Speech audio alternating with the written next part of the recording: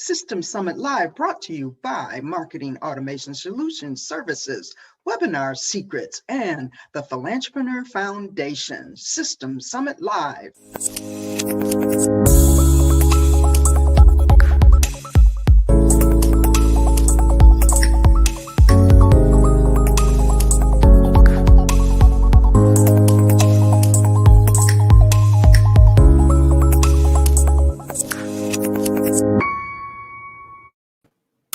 Hey, it's Dan Shields. We are here with System Summit Live with Dr. Victoria Boyd.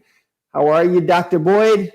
I am doing fantastic. So much is, I'm getting stuff done. That always there you makes go. you get That stuff always done. makes you feel good. Yep, get it done. So let's welcome our replay viewers and welcome those who are watching us live right now. We appreciate you being here, and wherever you are in the world, whether it's morning, afternoon, evening, then we appreciate you being here. And be sure to like, subscribe, and follow. Like, subscribe, and follow, right? And most importantly, share it. If you like the content that you see with us, then make sure you share it out to your network. We really appreciate that. So we've got somebody that said good morning to us already. And guess who that is? Dr. T. Dr. T. Good morning, Dr. T. So thank you for being here. Thank you for hanging out with us. We appreciate you so much. All right. So today we're talking about financial tools. Tools, yeah, because, me, I don't like finances. I'll be honest. I just, I'm good with numbers, but do I like to deal with them? No. And so any tools that can help me sort of go into no brain mode, no brainer, you just set it up once and it takes care of it for you. Love them. So what I did was a little bit of research on other tools. Yeah, I'm familiar with a couple that I've used, but there are a lot of tools out there that hopefully with us giving this insight and just identifying the different areas that there are some tools available that our viewers will go and at least explore them because they will make your financial life easier. So. When I remember back when that was really that was the first time of doing a brick and mortar kind of a business, right? With opening the martial arts school. And I tell everybody there were two tools that I put in place on day one. The first one was QuickBooks because you need to know what's coming in and what's going out, right? Yep. And the second one was a database to track the people because you need to be able to keep track of the people. And so when I think about the tools that are there and systems, because these tools really are becoming a part of a system for people, right? And so that's what we are as System Summits. And that's really the big key for us is what systems can you use to build your business, to grow your business, to organize your business? Yes, absolutely. Organize. Oh, God, what a word. No. Yeah, organize your business, right? And so for me, I recognize right off the bat, though, that I'm like, look, I see what's happening with a lot of these businesses because I heard a lot of the small business stories of people taking their shoebox to the accountant, right, with all these receipts and everything else in it. And and I said, been there. I said, oh no, I can't do that, right? So it was for me, it was QuickBooks was an easy choice, but there are so many accounting software programs out there these days. So and then just apps that support them. And that's what, yes, most people are familiar with QuickBooks, but there's also Xero out there. H&R Block has a business program. So Sage is a business accounting program. So there are a lot of different platforms out there. QuickBooks just happens to have sort of dominated the They kind market. of dominated the market, right? And so there's Yeah, another one, Wave, that I've heard really good things about that yeah, I've not used it, but Wave yeah. seems to be When another when good you one. yeah, when you have a list of like when Captura and all of those different Mhm. research resources start listing, Wave is listed, Zero is listed, QuickBooks is listed, and then there's these others. Not that they're giving us any sponsorship money for mentioning Right, them, right, right, right. but it's still, you still have to know how to use them no matter what. Hmm. I've explored QuickBooks, Zero. I'm going to explore Wave. Um, it's what is intuitive for you and what does your business need. you Right, know I right. deal with a lot of nonprofits, and QuickBooks just happen to have a nonprofit version, and so Mm, that's always, yeah, it's always, I did not know that. yeah, they do. So it's helpful, but still, generally, if you're in the nonprofit sector, the leader of an, finances are not your ballywick. And so Hmm. I always say, go get a bookkeeper initially to Hmm. organize everything, and then your Hmm. CPA to do your audits. Yeah, And, and and so let's talk about that for a second because that was exactly what I did, right? I said, okay, first, I mean, in the first couple of years, I was doing all of it. Did the payroll, right? I was doing the payroll and doing that form 941 or whatever it is, right? And it was like, oh my gosh, this is maddening. I'm spending all my time doing this stuff. And so I kind of took it in waves. I went to QuickBooks Payroll, which they had at that time, right? I don't know if they still have that or not, but there's lots of it's payroll just a services. subset. Right now, when you get QuickBooks, you get everything. You You get can set up. everything. Yeah. Yeah. So I added that to it, but but one of the biggest time savers for me was to use. I mean, we used QuickBooks as a point of sale system, so that all the transactions, the income transactions, were going in, but then the expense transactions were not necessarily all getting recorded inside of QuickBooks because you pay for things at a lot of different places in a lot of different ways. And that's why my accountants and bookkeeper both said, use your debit cards, use your cards Right, exactly. versus cash, because it is automatically tracked for you. It is, but save that thought though, right? So, because here's why. Here's why. Because I want to really emphasize that bookkeeper part. Because then what I did was I hired a bookkeeper, a part-time bookkeeper, right? That wasn't somebody that worked in the field, that was experienced with it. You don't want to just hire just anybody to do it, but hire a bookkeeper that she came in. My lady came in for like 2 hours on 2 or 3 hours on a Saturday morning. She came in, took whatever receipts and all of those things that I had, got them all entered into the system, did the bank account reconciliations and all those little financial things that you have to do on a regular basis. She came in and did all those things for me. And then because it was QuickBooks Online, my accountant, my CPA, could log in, look at stuff, and he would make sure that we had things in the right categories.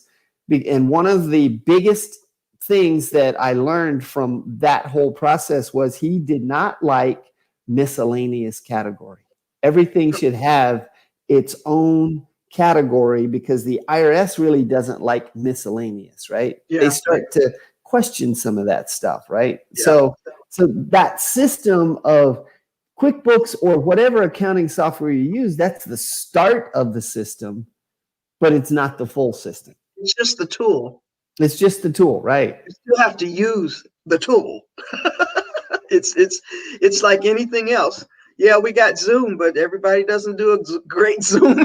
That's right. That's just a tool. You got to know how to use the tool, right? Right. Yeah. So and So now I like where you were going with that, though, because that whole thing of, so for me, it wasn't so much of the debit card. I mean, at that point, a lot of things were paid by check and all that. And so you had all these different payment methods. Today, so many people do everything online, or they're using a debit card or a credit card to take care of these transactions. But now there's tools that help you with yeah, and that whole IRS thing. still likes checks Mm, preferred because it's a dual or double authenticity of it. You have Hmm. a image of the check, and you have a recording of it within your bank account. Hmm. With the debit cards, though, yes, they accept them, but that's where you have to use your tools, because you have to go in, and in your reconciliation, you have to, because it doesn't say what that purchase is for. It just shows that Right. you made a purchase. Right. That's where you have to put it into the categories. It's in the system. It's in there, but now you have to label them. I mean, that's still a whole lot better than holding a paper receipt and trying to figure, okay, well, this, but even with paper receipts, IRS still loves those. Take a picture of it, and some of the tools we're going to be talking about is where you're basically taking an image through your phone of the receipt you just got, and it automatically puts it into your system. So either way, there's still multiple steps involved with making sure that all of your data is set up correctly and that it's ready. And it just makes tax time so much easier Yeah. once you've got, if you're going along weekly and categorizing everything the way it's supposed to be categorized, and you've got a CPA or somebody that can log in, look at it and whatnot, that also means that you have financial statements available to you throughout the whole year, right? Yep. Yep. Versus waiting for the end of the year to look at an income statement or a balance sheet or any of that stuff. You now actually have all that stuff available throughout the whole year. And technically, you should look. Yes. Okay. It depends on how active. It depends on your business. I'll go back to Mm-hmm. that. Yeah, yeah, If you're yeah. doing a lot of individual sales on a weekly basis, you need to check it weekly. If you're client based and have maybe 10 clients that you're going through a process with, then monthly, it just Right, depends on how fast those clients go through your system. I'm right. client based. And so my clients, are in and out with me in terms of my services, Mm-hmm. probably from start to total finish within 6 months. Mm-hmm. But Mm-hmm. it's not a Mm-hmm. monthly payment that is coming in. My Right, services last. And so it really depends. Like if you're a coach that right. meets with your clients and does training and they're giving you a monthly stipend, or they're on a payment plan, then you need to look at it monthly. So once again, what fits your business model Right. will also determine what type of tool or how you need to set it up, how often it needs to be reviewed, reconciliations.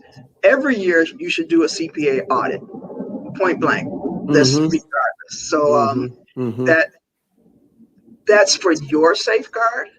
Mm-hmm. Um, that's, but even with nonprofits, that's almost a legal requirement that they have an audit every year, because they have to file their 990s, which is Mm. just like a 1040, but it's a Right. 990. They Right. have to Right. state what's on there. So we're just going, really just saying, look at these tools and use Yep. them. Well, and so kind of what plays off of this, though, a lot of these accounting software tools will have budgeting tools in them, Yep. but there are other budgeting tools too that you listed one here, I think, Plan Guru. Is that something that? Yeah, have Yeah, you used that one? I have not used that one. What um, I did research on businessnews.com, Mm-hmm. Forbes, Entrepreneur, Salesforce, which is Mm-hmm. also like Capture, where they list the top Yeah. 10, Yeah. Yeah. because literally there are thousands of tools out That's there. it. That's it. I Mm-hmm. don't have time to go and research and investigate and explore. And Yeah. so often I will rely on the rankings Mm-hmm. of these Mm-hmm. research groups Mm-hmm. to sort of bring to the top. Now, you have to realize in groups like Forbes, entrepreneur.com, and those bigger groups, they're often looking at corporate or mid-sized businesses and up. Right. So those tools might be too sophisticated for you, Right. or overkill, Right. you know. Right. But Yeah, the Plan Guru budget, it is one of those things. Do and this was the question that I had. Okay, if I have QuickBooks, do I need a budgeting tool?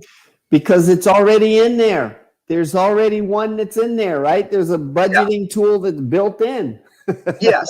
So the value that I saw for Plan Guru, that Mm-hmm. if you're a startup and you're just creating a budget, what needs to go into it? Okay. Because still within QuickBooks, you have to create those categories. Right.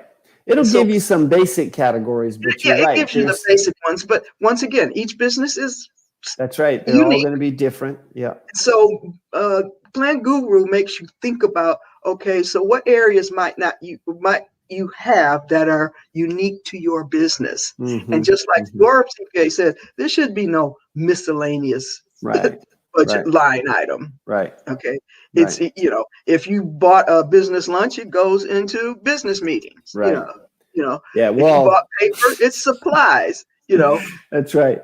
I will admit, though, there were some things that you would purchase, and I can't even remember a great example of any of them right now. There were some things that I would purchase, and I would be like, I have no idea where this goes, right? So that's what happens with a business owner is they're like, I don't know where this goes, so it goes under miscellaneous, right? But that was one of the things that was really good about my CPA is he was like, nope, it's got to have a home someplace, right? And then you kind of think through what is it? Maybe it is under material and supplies, or maybe it's under, the what do you call it? Something that allocates space, for the building maintenance. I mean, If you you name it. bought it for your business, you Yeah, bought it for a reason. that's right. That's right. And it falls under some umbrella. That's right. There You is know, a place for it, so you just got to take the time to actually figure it out, right? absolutely. Yeah. Absolutely. So, what else Yeah. do you want to talk about? What other ones do you want to talk about? Okay. I mean, the list I really like here is the receipts apps. And these are all apps that you put on your phone, and I had no idea there was so many of them because, I've used a couple of them in the past. What is it? I can't even remember. It was on my old phone. But basically, when you get a receipt, you stand there and you just take a picture of it, and Right. it automatically gets uploaded into whatever budgeting thing, or it keeps them, upload them at once. It just depends on how the platform is built. But because it's portable, you always have your phone, basically, especially when you're doing receipts. If you're making an online purchase, you have that recording of it already. It's already electronic. It's those paper receipts that get lost. That's the shoebox theory. So this is a digital shoebox for you, but still, you still have to put them somewhere. Yeah. Now, if you notice, well, I'm sorry, if you notice, I'm looking at the list and our listeners can't see it. There's Right. they listed like 13 different apps here. I'm sure there are 100, but we mentioned Wave earlier as being one of those bookkeeping platforms. They have an app, Receipts by Wave. And so those receipts, because it's a part of their system, will be automatically put into it. Many laptops, tablets have Evernote. Yeah. Yeah, Yeah. and Evernote has a scannable tool. Mm-hmm. So once again, look at what system you're using, because iPhones and Androids will probably use different platforms. Expensify, which is it's a desktop and phone app. Mm-hmm. Go both ways. But are we going to go through this whole list? Probably not. No.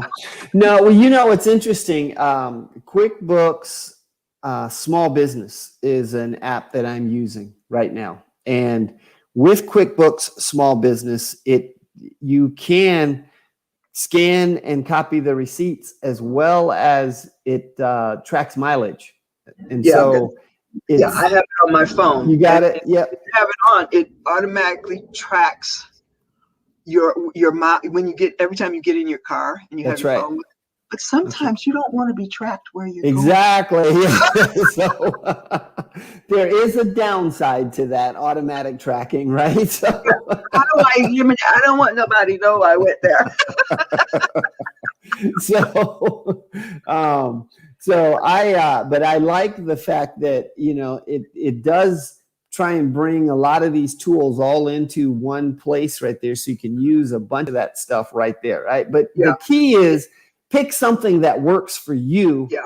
And even And Google Maps, you can make that track everything you're doing. oh, Uh, really? I didn't know that. yeah, because I get a message, do you want to see your activity, Google activity, whatever. It Huh. automatically, I don't remember setting it up, but it tells Right. me where I've been. Okay. And what I like about that is because often when filling out your IRS information Mm-hmm. on the spreadsheet, or when you're tracking it, especially for IRS, they will say what was the meeting for Right. and what was the exact mileage. Mm-hmm.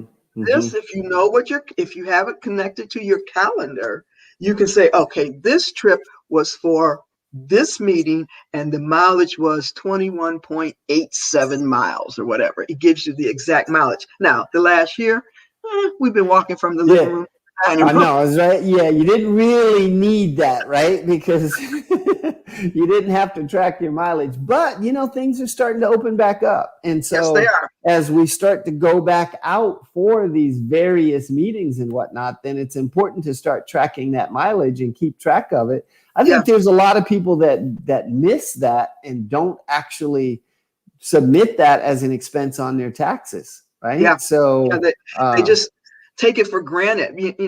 I'm working. Well, many of us are working at home, but I actually have an office that I pay a monthly fee for. So mm-hmm, mm-hmm, I mm-hmm, meet clients there, mm-hmm. and so I know exactly what it is from my garage to the front door over there. That Mm-hmm. Mm-hmm. once you do it, then you have it. But a Right. lot of those things you need to understand. Whether I'm doing that trip for Flanschmeyer Foundation, is it a nonprofit meeting, or is it one of my client meetings? And Right. so because they fall under different categories. Yeah. Um, so yeah, so just tracking mileage, tracking receipts. There are tools out there that you can use that are phone based, that all you have to do is load up the app and get it on there. Yeah. Most of them are free. Look for the free ones. Yeah.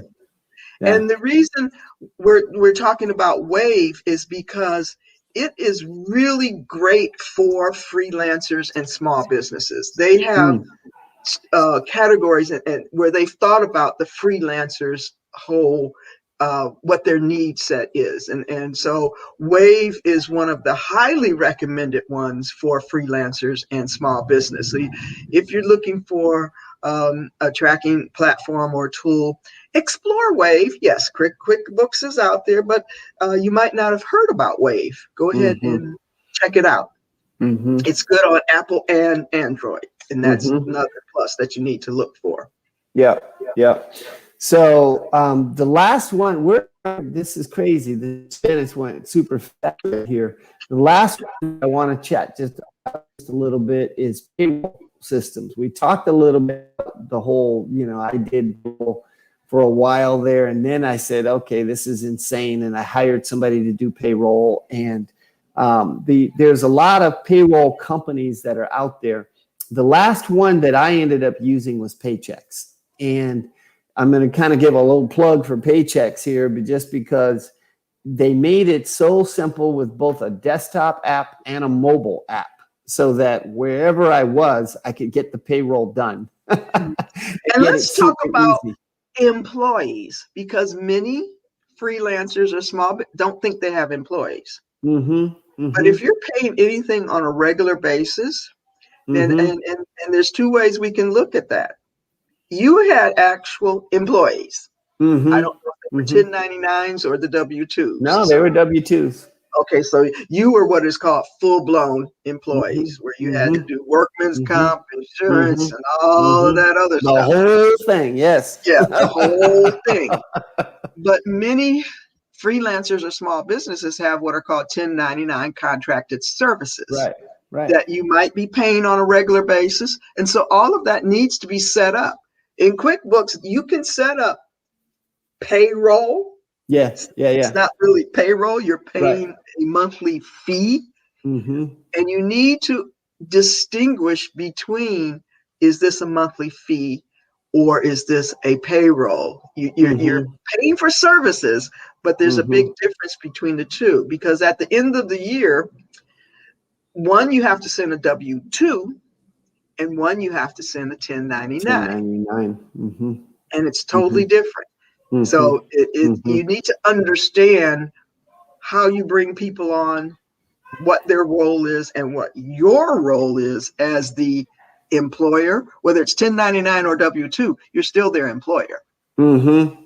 Yep. So, Mm-hmm. how are you bankrolling your business?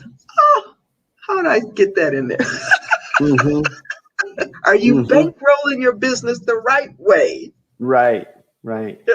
So we got one of our other listeners here, Rich. I don't know if this can show because Yeah, it's that's it. right there, right? So he's I like Stan's idea to hire someone like myself because that's what Rich does. I mean, his company, that's what he does is bookkeeping and accounting for people to help them so that Positive finance, isn't it? genius zone, right? What is your strength? Work on Yep. your in your genius zone and let somebody else do all that other stuff. As this show started, I said, I hate finances. That's right. I That's right. My hands are up. And what has really evolved, I have actually hired several different bookkeepers and CPAs. Mm-hmm. Mm-hmm. Two ghosted me. What can I Mm. say? I paid them and they never did the work. And Wow. so I became gun shy. Mm-hmm. I'm like, I'm afraid to go down that path again because I've already been taken twice. Yeah, it does take a minute to vet out people, right? To find the right ones. But for me, once I find that one, then okay, I'm not letting them go, right? I'm gonna hang on to them. So this is Rich's business. Positive All right. I financial might have to talk solution. to Rich, and he'll Okay. put his hands on his head and bury his head in his lap and say, "Oh my God, Dr. Boyd, what have you been doing?" So there you go. So you got to reach out to Rich. All right, perfect. So that's really, my gosh, this 30 minutes has gone by pretty fast. And you know what? We only touched the tip of the iceberg. There are so many different tools and strategies out there to explore in all of your different systems and processes that you need to put together for, like, our 5 pillars of team management, no, managing projects, team building, um, marketing and sales, scaling and growth, and accounting and finance. There are tools for all 5 of those. And so Mm-hmm. make your life easy, explore what the tools are. Hopefully, we have brought some insight and some resources that you can use. And that's what we're here for, Systems Summits Live. That's right. So let's talk about system summits. And so we are looking for speakers right now, right? Always, And so always. Um, um, go ahead, the tell them next one about is that. money mindset. Maybe Mm-hmm. that's why we were talking about that. Yeah. Are you bankrolling your business the right way? But even on this page, the Be a Speaker page, we've listed a bunch of ideas for topics.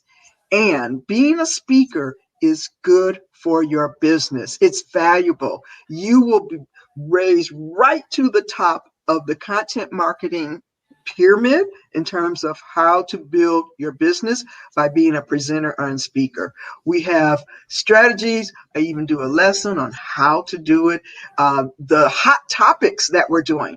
It's all about being a speaker. But visit Be a Speaker. We're taking in speakers right now.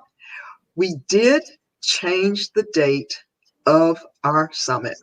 So, but we're still sticking with mindset, Money mindset.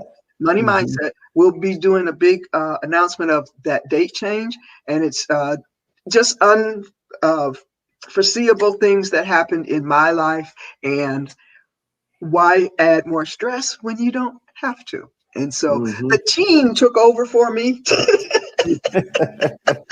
Yep, yep, yep. So, and I so let's appreciate that. so let's talk about hot topic then. That's coming up. You know what? I'm so excited about hot topics because my background is education. I love presenting these hot topics. We launched last Friday. The next one is this Friday, and then they will be twice monthly, the first and third Friday of every month. And our hot topics for this Friday is how to maximize your experience and ROI, return on investment, speaking in a summit. And it's not just about system summit, but it's any summit. It's going to give you ideas of how to find the right summit for you. And so look forward for that. You got to register, and so that and we do send out replays, but it's really, really valuable. And another thing, we're going to be looking for speakers to do some of these hot topics. So Yeah. And so think about this too, because we're talking about speaking in a summit and maximizing your ROI, but it could be speaking at any event, right? It doesn't have to be a summit, and looking for speaking opportunities. What kinds of opportunities, situations can you put yourself in to deliver some kind of a presentation and you that think kind you're of getting thing? the idea? I Do see hot that. There topics. you go. Hot topic. So go do the hot topic, because it is being a not being a speaker.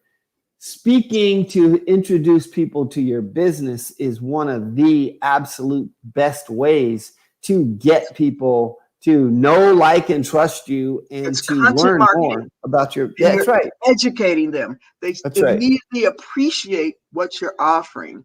And so hot topics are educational presentations twice a month, and we're accepting and looking for speakers for that too. So we have lots of opportunities for speakers, so think about that. Mm-hmm. What can I Mm-hmm. say? Yeah, so we've got that. And then last thing we should talk about before we get off is our Tuesday Blitzer. Come join us next Tuesday, every Tuesday, 7:30 a.m. on the Blitzer platform. Yep, So Pacific time. Yes. uh, thank you. 7:30 a.m. Pacific time. It's Yes. funny because we always think of the time in our own time zone, right? We don't really think about that. And half the time I forget to say Pacific, just because I'm just not used to that. But now, since we're Zoom and live and all of this stuff, people are watching from who knows how many different parts of the country. And Rich, we get people coming to Blitzer from all over the world. It's all over the amazing. world. Right. Yeah. Yeah. Right. So go sign up Mostly for from that. the US, mostly from the US, Most, many from right here in Las Vegas. However, they are coming from all over. I I know we talked had to a Canada. guy. Yeah, we have Once we cross, Canada, right? so that's global. We just went into the global arena, Well, and I just think, talked to a guy from India a couple weeks ago, right? So it was like 1 a.m. for him in India. wow, wow, Yeah, okay. Well, one of our Blitzer that comes to our Tuesday one, she's in Mexico. yeah, that's right. Mm-hmm. Yep. Mm-hmm. Okay. So Mm-hmm. we people from everywhere. Just know it's people from everywhere. You get That's the right. chance to talk one on one with them, share what you do, and they share what they do, and it's fun. That's it. That's right. That's It's a bottom lot line. of fun. So It's a lot join of fun. us. So it's a lot of fun, and you make some great business connections, right? So it's be sure to come join us. All right. So that is it for today then. So thank you so much for joining us. Make sure that you like, follow, subscribe, and share. We're on both Facebook platform and on YouTube. So whichever platform it is that you're on, please do that. Like, follow, subscribe, share, all of that. Show the love, share the love. And we will see you next Wednesday back with another Systems Summit topic. So enjoy, and we'll talk to you next time.